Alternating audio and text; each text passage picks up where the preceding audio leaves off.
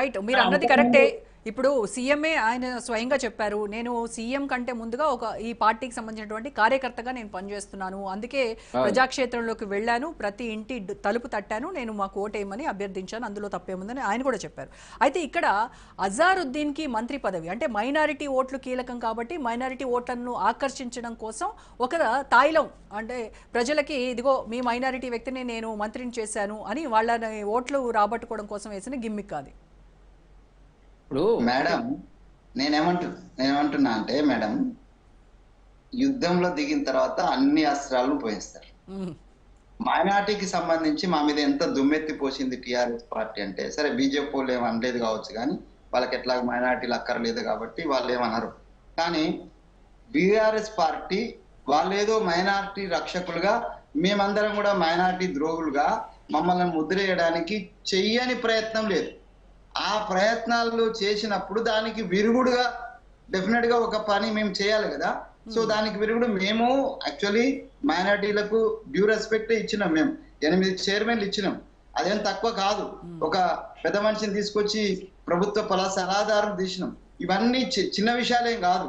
ఆ కేబినెట్ హోదా ఇచ్చినాం ఆయనకు, షబీర్ అలీ గారికి. అయినా కూడా మమ్మల్ని తూర్పారబట్టినటువంటి బీఆర్ఎస్ వాళ్ళకు మూతోడు జవాబు చెప్పాలనే మేము మంత్రివర్గంలో అజారుద్దీన్ గారిని తీసుకున్నాం. ఇక దాంట్లో శశబిషలు ఏమి అక్కర్లేదు. యుద్ధ వ్యూహాల్లో భాగంగానే చాలా స్పష్టము. దాంట్లో మేమేం దాపరికేదు. మేము మా శక్తి ఉపయోగించే మేము ఈ ఎలక్షన్ గెలవాలనుకున్నాం, గెలుస్తున్నాం. దాంట్లో ఏం శశబిషలు అక్కర్లేదు. రైట్ రైట్ అండి. వెంకటరెడ్డి గారితో మాట్లాడదాం. వెంకటరెడ్డి గారు, మీ బీజేపీ అభ్యర్థి దీపక్ రెడ్డి 3వ స్థానంలో 3475 ఓట్లతో ఆయనకి 3వ స్థానంలో కనిపిస్తూ ఉన్నారు. సో మీరు అంటే ఈ రిజల్ట్ మీరు ఊహించిందేనా, ఊహించండి ఏదైనా జరుగుతోందా ఇక్కడ?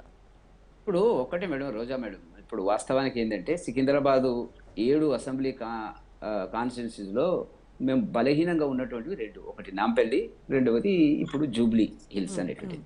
వాస్తవానికి గతంలో మేము ఎప్పుడు కూడా బండారు దత్తాత్రేయ గారు ఎంపీగా గెలిచినప్పటికీ కూడా మధ్యన అంజన్ కుమార్ యాదవ్ 2 టర్ములు ఎంపీగా కాంగ్రెస్ అభ్యర్థిగా గెలిచినటువంటి సందర్భాన్ని చూస్తే ఎక్కువ భాగము ఒక 20 ఏళ్ళుగా భారతీయ జనతా పార్టీకి సంబంధించినటువంటి ఎంపీలు గెలవడం అనేటువంటి జరుగుతున్నటువంటి అంశం, దానికి సందేహం లేదు.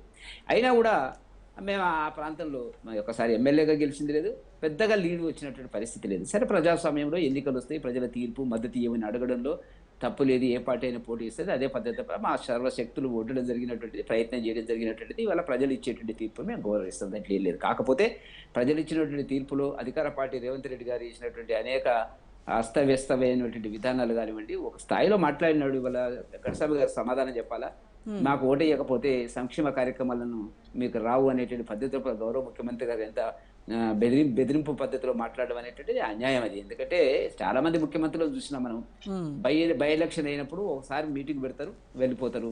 ఆయన కొడంగల్ కంటే ఎక్కువ ఇక్కడ ప్రచారం చేయడం జరిగినటువంటిది. వాస్తవానికి ఆయనకు ఒకవేళ కాంగ్రెస్ ఓడిపోతే ఆయన పదవి గండ ఉంది అనేటువంటిది మనకు స్పష్టంగా కనపడుతుంది. కాంగ్రెస్ అస్తవ్యస్తం అవుతుంది, అతలాకుతలం అవుతుంది అనేటువంటిది తెలుసు. కాబట్టి ఆయన చేసే ప్రయత్నాలు ఆయన చేస్తున్నాడు. అజారుద్దీన్ ఒకవేళ తీదలుచుకున్నట్టయితే, మంత్రివర్గంలో తీదలుచుకున్నట్టయితే 20 నెలల కిందనే తీసుకురావచ్చు. ఎమ్మెల్సీ కానటువంటి ఆయన తీసుకొచ్చి ఏదో ఎమ్మెల్సీ అయినట్టుగా అది ఏమైతుందో ఆఖరికి వచ్చే వరకు తెలియనటువంటిది పద్ధతి లోపల ఒక మైనారిటీ అంటే అలీఖాన్ సియాసత్కు సంబంధించినటువంటి యజమానిని 6 నెలల తర్వాత వెళ్ళి పదవి పోతే తిరిగి అతన్ని పక్కకు పెట్టి మరొక మైనార్టీని తీసుకొచ్చి వాళ్ళు ముస్లిం వరకు వచ్చి మాట్లాడతారు, మైనార్టీలకు మేము సేవ చేస్తాం అనేటువంటి పద్ధతి పరంగా మాట్లాడడం ఏంటంటే దారుణమైన అంశం. అయినా